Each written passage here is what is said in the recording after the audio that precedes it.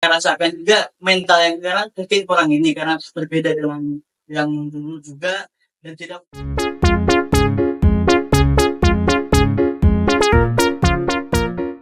Oke, selamat datang di PNS Podcast Ngobrol Santai BEM FP UGJ 2023-2024. Ya, sebelumnya perkenalkan saya Muhammad Albab sebagai speaker di podcast ini. Podcast ini kawan-kawan jadi merupakan program kerja BEM FP 2023-2024 Divisi Jaringan Komunikasi dengan ketuanya yaitu Faisal. Oke, sebelum perkenalkan nama saya Muhammad Albab, mahasiswa Agroteknologi Fakultas Pertanian UGJ semester 3, sekaligus tergabung dalam pengurusan BEM FP 2023-2024 Kabinet Meiji Marta Dinata. Oke, sekarang kita sudah kedatangan langsung kita, yaitu ketua kita sendiri di pengurus BEM FP 2023. Silakan, Abang. Siap, terima kasih. Untuk perkenalan dulu. Ya, perkenalan dulu. Kenal maka tak sayang. Mungkin teman-teman perkenalkan nama saya Hansad Mahfud Azawari, itu nama lengkap dan nama asli. Dan mungkin panggilan saya bermacam-macam lah. Saya tinggal di alamat saya di Majalengka dan saya sekarang semester 5. Prodi agribisnis. Dan mungkin saya sekarang posisi di BEM itu sebagai ketua BEM dan dimantaskan dari siswa. Ya, jadi podcast pertama pembukaan dari BEM FP ini sangat istimewa kawan-kawan karena langsung dari ketuanya sendiri, yaitu Bung Aja ini. Oke, untuk bahasanya tuh sekarang kita nih ngebahas tentang cara Badan Eksekutif Mahasiswa dan kontur Badan Eksekutif Mahasiswa Fakultas Pertanian di periode kami. Oke, kawan-kawan. Bung, nih kita kan ngebahas BEM Fakultas Pertanian dan BEM di Indonesia secara general melalui sejarahnya. Nah, kalau untuk di BEM Fakultas Pertanian sendiri, Bung, apa yang sekiranya bisa Bung sampaikan terkait dengan mungkin dari sisi pergerakan dulu? Mungkin sebelum ke arah sana, saya agak sedikit mempunyai sedikit tahu lah perihal tentang sejarah BEM di Indonesia ini.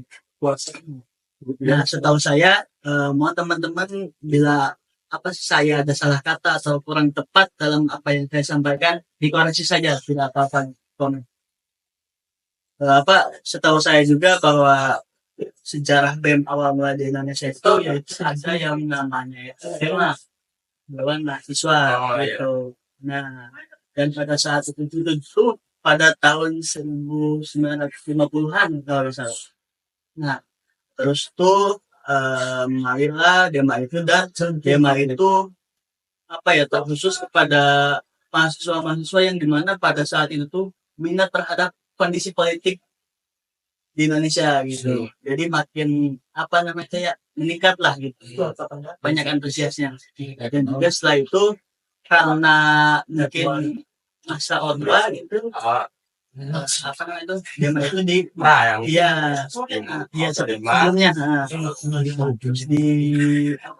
dihilangkan lah dengan adanya, kalau tidak salah itu ada program dari Kemendikbud yaitu NKK, normalisasi kehidupan kampus, yang dimana balik lagi bahwa mahasiswa itu kembali lagi kepada tujuannya, yaitu menjadi seorang intelektual dan lain-lain lah.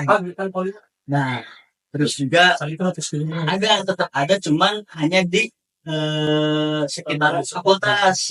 Karena fakultas nggak nyampe unit gitu. Nah, setelah itu muncul lagi lah, dibentuk lagi menjadi senat gitu di badan eksekutifnya. Kalau sekarang namanya badan eksekutif mahasiswa. Nah, terus kalau misalnya kita mengkerucut lagi ke pertanian GJ di sini, saya juga kurang tahu juga karena sumber informasi saya mencari tahu bahwa sejarah pertanian di situ seperti apa, karena mungkin udah dari tahun ke tahun dan tidak ada jejak digitalnya tuh. Ya. Itu yang saya masih bingungkan tuh. Mungkin kalau dari yang saya rasakan aja ya kita bicara itu ya BEM pertanian itu urusan kita dipergerakan ya apalagi dikarenakan kan bahwa di BEM EP itu dinilai dengan mahasiswa-mahasiswa yang kritis yang dimana merasakan apa namanya itu ya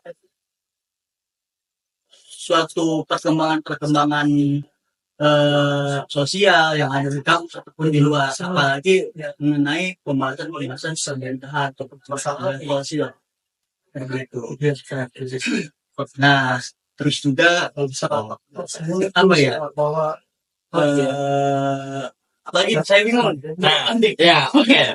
Kita kan tadi sudah membahas dari 1950 awal gabungnya DEMA, kemudian mulai aktif ya, mulai peningkatan aksi-aksi atau perlawanan jalan itu di pasca G30 sekolah ya Bung ya.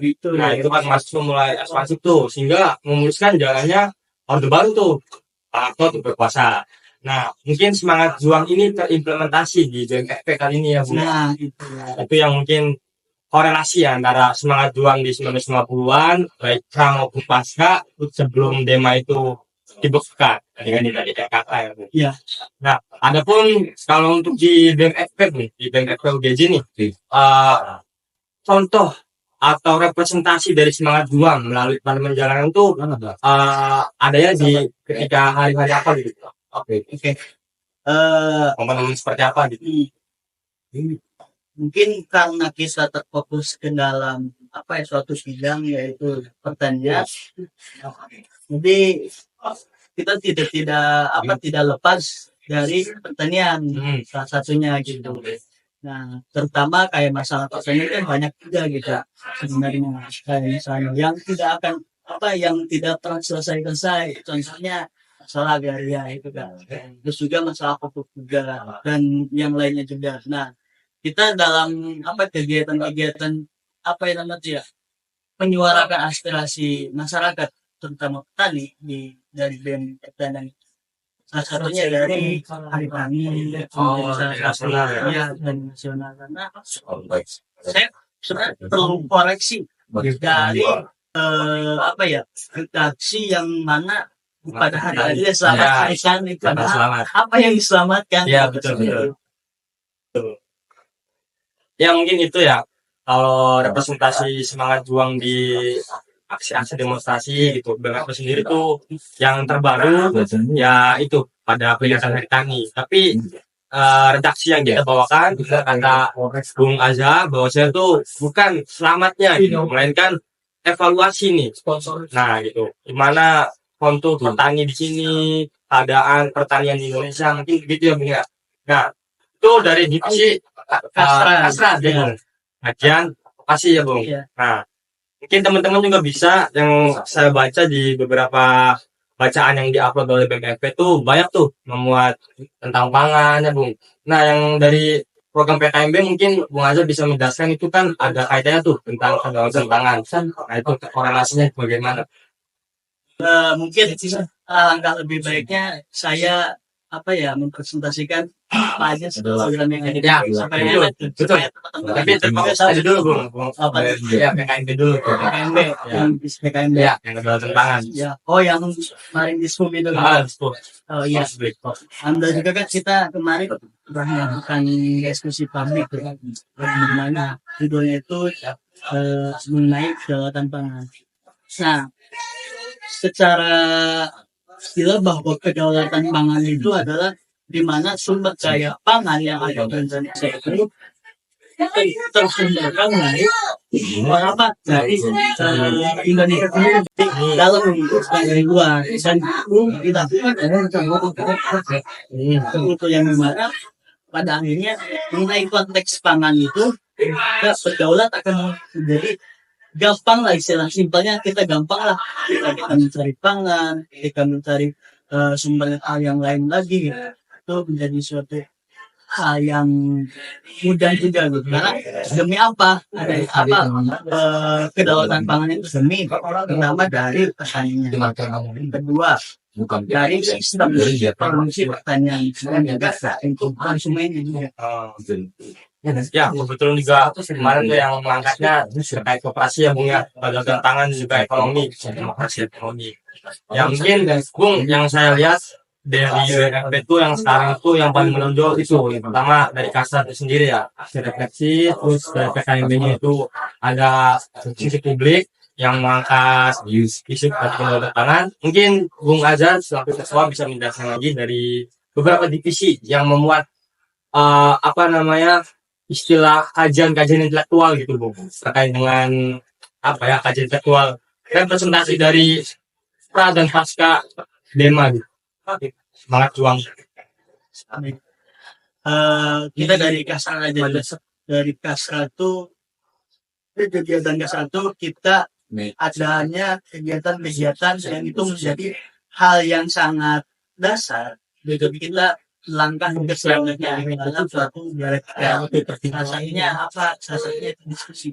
Kalau misalkan diskusi itu udah menjadi apa ya namanya ya? Udah menjadi hal yang Lumrah lah ya. Iya, lumrah gitu karena di pertanyaan itu dari film itu selalu mengatakan diskusi ini. Entah itu ngebahas kita soal pertanian, entah kita ngebahas soal pemerintahan, atau entah membahas hal yang lainnya gitu.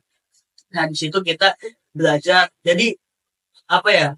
Tidak hanya untuk orang-orang yang tahu aja gitu. Siapapun boleh ikut gitu. Kita sama-sama belajar, tidak akan pernah menyalahkan gitu.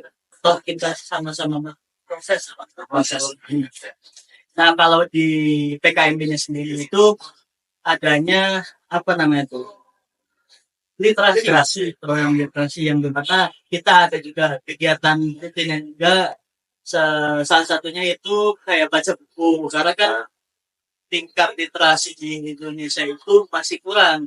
Saya kurang tahu lupa lagi persenannya itu berapa karena dibandingkan dengan negara lain sangat kurang. Ya. Nah, oleh karena itu, yuk kita coba apa namanya itu ya melakukan hal yang kecil aja dulu. Salah satunya itu literasi. Dengan kita melapakkan buku yang punya dari BEM, perpustakaan di BEM gitu.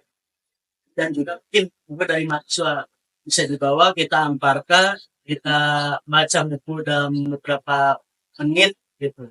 Dan kita diskusikan apa yang telah kita baca. Karena kan ketika kegiatan itu atau sistem itu dilakukan, kita gak baca buku itu, tapi kita tahu hasil dari presentasi itu. Dan juga ada nobar. Nah itu nobar sangat penting karena itu bisa melatih kita daya kreatif. Apa namanya tuh? Ya, tangkap visual. Tangkap visualnya gitu. Kayak tangkap visual yang dimana, oh ternyata film ini tuh benar juga nih adanya gitu. Apalagi ketika kita langsung mengkerucut lagi menjadi pada kajian. Ya itu saya juga yang terakhir itu bagus Bung, yang di momen KKN saya lihat filmnya yang tanah ibu kami ya. Tanah ibu kami itu bagus itu tuh ya, memantik semangat perjuangan. Ya adapun untuk kawan-kawan BMP itu sekarang udah merambah ke perpustakaan digital. Nah ini lagi ongoing ya, perpustakaan digital. Nanti di up di Google Drive banyak buku-buku melalui buku mata kuliah mungkin, dan juga buku-buku perjuangan ataupun buku-buku logika yang nanti bakalan dipublikasi di bio dari BMP. Mungkin untuk sekarang ya, last question sekaligus pembahasan terakhir sama ketua kami, Bung Azhar, terkait semangat perjuangan itu. Nah, banyak ini terstigmatisasi bahwasannya di orang itu apa ya, sekarang ini tidak menguntungkan gitu. Bahkan untuk melek isu pun baik yang mahasiswa tergabung ke Ormawa maupun non Ormawa itu sekarang agak minim gitu.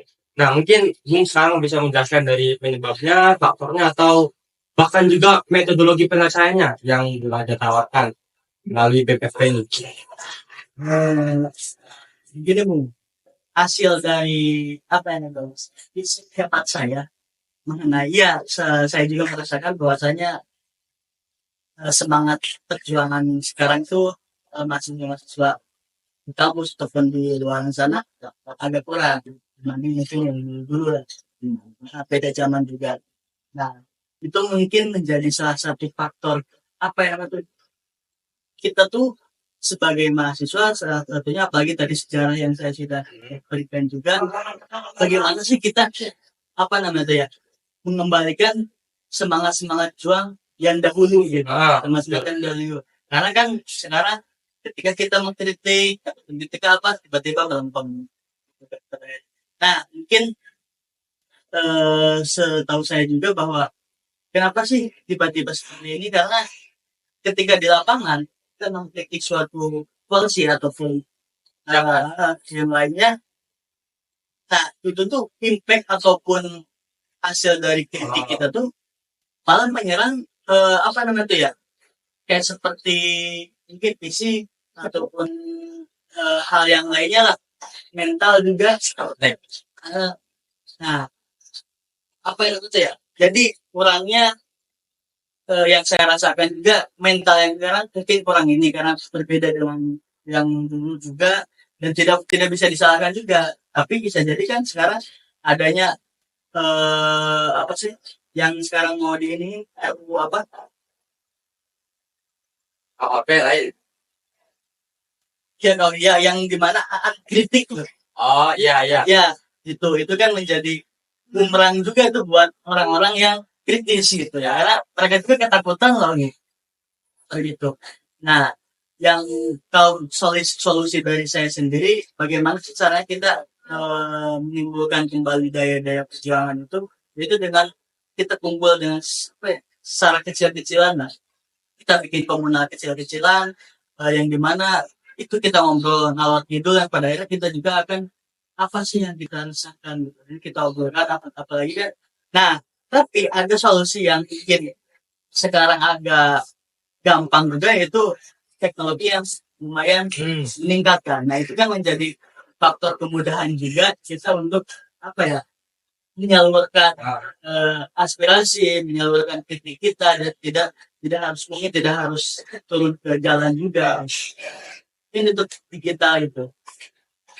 Ya, saya juga setuju terkait apa yang tadi Bung Aziz sampaikan. Mungkin sekarang tuh yang pertama kita sudah memasuki society 5.0, terus juga digitalisasi, jadi mungkin apa ya generasi instan tuh real adanya gitu ya.